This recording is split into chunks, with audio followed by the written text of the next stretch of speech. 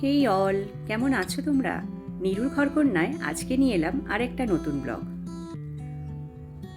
তো আজকের ব্রেকফাস্টটা দেখো, একদম সিম্পল। ওই কোয়াটার ব্রেডগুলো হয়, ওগুলোর মধ্যে আমি একটু বাটার লাগিয়ে নিয়েছি আর একটা ডিম সেদ্ধ। ব্রেকফাস্টটা করেই আমি তৈরি করছি লাঞ্চে হবে আজকে পনির আর ভেজ রাইস। পনিরটা আমি সম্পূর্ণ ভেজ করব, এতে পেঁয়াজ রসুন কিছুই দেব না। তো এর জন্য এখানে আমি একটা মশলা রেডি করছি। এর মধ্যে 15টা কাজু আছে, একটু চালমগজ আছে, আর একটা টমেটো আর 2টো কাঁচা লঙ্কা, আর একটু আদাও দিয়েছি। তো দেখো, কড়ার মধ্যে আমি একটু সাদা তেল দিয়েছি আর একটু ঘি দিয়েছি, দিয়ে পনিরগুলো হালকা করে ফ্রাই করে নিচ্ছি। পনিরগুলো ফ্রাই করে নেবার পর এবার আমি রাইসটা রেডি করছি। রাইসটার ডিটেলসে তোমাদের সঙ্গে শেয়ার করলাম না, কারণ এর আগে আমি এইরকম ভেজ রাইস বানিয়েছি আর তোমাদের সঙ্গে সেটা শেয়ারও করেছি। তো এখানে দেখো, যেই মশলাটা আমি তোমাদের দেখালাম ওটা ভালোভাবে পেস্ট করে নিয়েছি, নিয়ে এটা হালকাভাবে 4-5 মিনিট কষাতে হবে।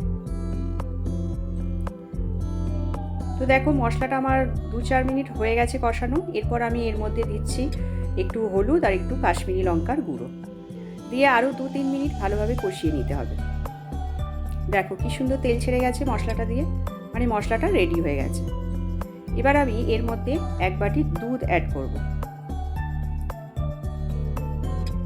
দুধটা দিয়ে এর মধ্যে 1 চামচ ঘিও দিয়ে দেবো আর একটু গরম মশলা দিয়ে এটাকে আরও 1 মিনিট মতো ফোটাবো। তারপর পনিরগুলো অ্যাড করে দেবো, দিলেই হয়ে গেল। সিম্পল একদম। নিরামিষ দিনে এই রান্নাটা তোমরা করতে পারো, খেতেও ভালো হয় আর খুব তাড়াতাড়ি হয়ে যায়।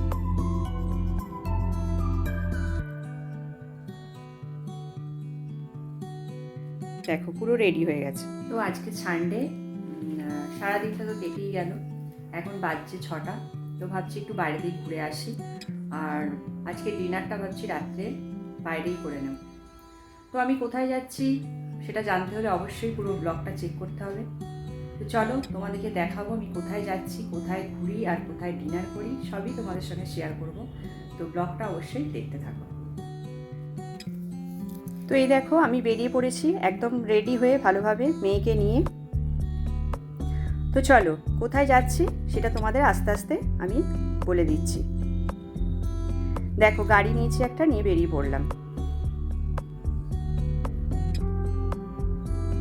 আর রাতের শহরটা দেখো কত সুন্দর লাগছে না দেখতে, চারদিকে আলোয় ভর্তি। একটু বেরালেই আমাদের মনে হয় না যে মনটা কত ভালো হয়ে যায়। আর এটাই দরকার। সারাদিন যেভাবে যে ব্যস্ত থাকো, আমার মনে হয় সন্ধ্যের দিকে একটু দূরে না হোক, একটু কাছাকাছিও ঘুরে আসা ভালো। তো যেমনটা দেখলে, আমি এসে গেছি আমার, এটা একটা বলতে পারো খুব পছন্দের রেস্টুরেন্ট, বাইপাস ধাবা। তো এই দেখো, এটা মেনু কার্ড আমি তোমাদের সঙ্গে শেয়ার করছিলাম। তো এখানে আমি চলে এসেছি খুব ভালোভাবে ডিনার করব বলে। আর বাইপাস ধাবায় যারা গেছো তারা তো জানোই এখানে খাবারের কোয়ালিটি কত সুন্দর, সেটা নিয়ে তো আর কিছু বলার নেই। তো দেখো, এখানে আমি 2টো স্টার্টার আর চিকেন বিরিয়ানি আর একটা কোল্ড ড্রিঙ্কস নিয়েছিলাম, আর আমার মেয়ে এই মকটেলটা নিয়েছিল। বিরিয়ানিটাও খুব ভালো ছিল। আর এটা দেখো, চিজ কেক। কেকটা এত সফট ছিল, মানে স্পুন লাগাতে না লাগাতেই ভেঙে গেল।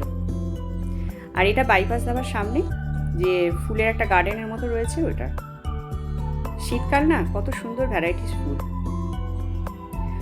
তো বন্ধুরা, আজকে সকাল থেকে রাত পর্যন্ত এটাই ছিল আমার রুটিন। তোমাদের সঙ্গে খুব ছোটোভাবে রুটিনটা শেয়ার করলাম, আর ব্লগটা সত্যিই খুব ছোট হয়ে গেছে। তো ব্লগটা যদি সত্যিই ভালো লাগে তোমাদের, একটা লাইক আর চ্যানেলটা সাবস্ক্রাইব অবশ্যই করে নিও। আর এটা দেখো, আস্তে আস্তে তোমাদের সঙ্গে শেয়ার করলাম শিয়ালদা স্টেশন, কত সুন্দর সাজিয়েছি।